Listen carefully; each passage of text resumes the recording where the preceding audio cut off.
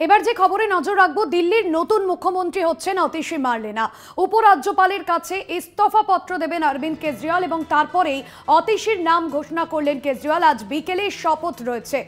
দিল্লির নতুন মুখ্যমন্ত্রী হচ্ছেন অতিশী মার্লেনা, আপনাদের জানিয়ে রাখবো। এবং আমরা দেখেছিলাম যে জামিনে মুক্তি পাওয়ার পরে রবিবার দুপুরে এক দলীয় সম্মেলনে অরবিন্দ কেজরিওয়াল তিনি ঘোষণা করেছিলেন যে তিনি মুখ্যমন্ত্রীর থেকে পদত্যাগ করবেন এবং তারপরেই দেখা যায় যে আপের অন্দরে বেশ কিছু নাম সামনে আসে। অবশেষে সকলকে পিছনে ফেলে অতিশী মার্লেনা তিনি সামনে এলেন দিল্লির নতুন মুখ্যমন্ত্রী। দুর্গাদাস বন্দ্যোপাধ্যায় রয়েছেন ফোন লাইনে। দুর্গাদাস, আজ বিকেলেই শপথ নিচ্ছেন অতিশী মার্লেনা, সেক্ষেত্রে দেশের মধ্যে দ্বিতীয় মুখ্যমন্ত্রী, দ্বিতীয় মহিলা মুখ্যমন্ত্রী হতে চলেছেন অতিশী মার্লেনা মমতা বন্দ্যোপাধ্যায়ের পর।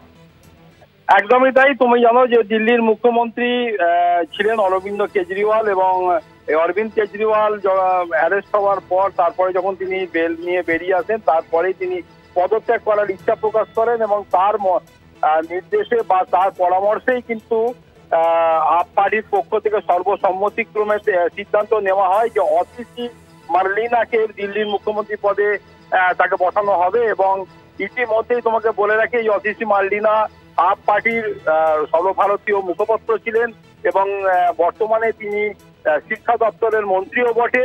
ফলে যথেষ্ট দক্ষ এবং রাজনৈতিক দিক থেকেও কিন্তু তিনি যথেষ্ট প্রভাবশালী বলেও মনে করে রাজনৈতিক মহল এবং আপ পার্টির মানে দ্বিতীয় পার্সন হিসাবে তাকে দেখা হয়।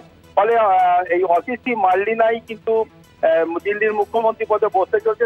তাই নয়, এটা দেশের মধ্যে একটা উল্লেখযোগ্য ঘটনা যে রাজ্যের মানে আমাদের পশ্চিমবঙ্গের মুখ্যমন্ত্রী তিনবারের মমতা বন্দ্যোপাধ্যায়ের পর কিন্তু অতিশী মার্লেনাই তৃতীয় মুখ্যমন্ত্রী হতে চলেছেন দেশে এবং তিনি দিল্লির মুখ্যমন্ত্রী পদে বসতে চলেছেন। এবং প্রসঙ্গক্রমে বলে রাখি যে আগামী 26 এবং 27 সেপ্টেম্বর যে আসন্ন দিল্লি বিধানসভার অধিবেশন বসতে চলেছে, সেখানে মুখ্যমন্ত্রী হিসাবে শাসক দলের নেতৃত্ব দেবেন এই অতিশী মার্লেনা বলেই কিন্তু আমরা আপসূত্রে জানতে পেরেছি।